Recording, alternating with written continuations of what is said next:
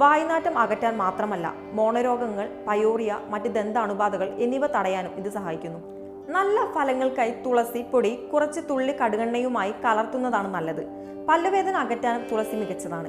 ഇതിനായി 3-4 തുളസി ഇലകൾ കഴുകിയ ശേഷം പേസ്റ്റ് രൂപത്തിൽ അരച്ചെടുക്കുക. ഇതിലേക്ക് അല്പം കുരുമുളക് പൊടി കൂടെ ചേർത്തിളക്കി പല്ലിന്റെ മുകളിൽ പുരട്ടി കുറച്ച് മിനിറ്റ് വിടുക. വേദനയിൽ നിന്ന് ശാശ്വതമായ ആശ്വാസം ലഭിക്കുന്നതുവരെ ഇത് ദിവസത്തിൽ 3 തവണ ചെയ്തു നോക്കൂ. ജലദോഷവും പനിയും.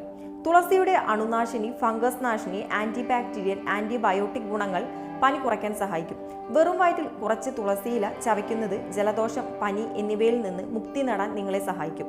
6-7 പുതിയ തുളസി ഇലകൾ 1-2 ടീസ്പൂൺ പൊടിച്ച ഏലക്ക എന്നിവ 1/2 ലിറ്റർ വെള്ളത്തിൽ കലർത്തി തിളപ്പിക്കുക. ഒരു ചെറിയ തീയിൽ വെച്ച് അതിന്റെ മൊത്തം അളവ് പകുതിയായി കുറയ്ക്കുന്നതുവരെ തിളപ്പിക്കണം.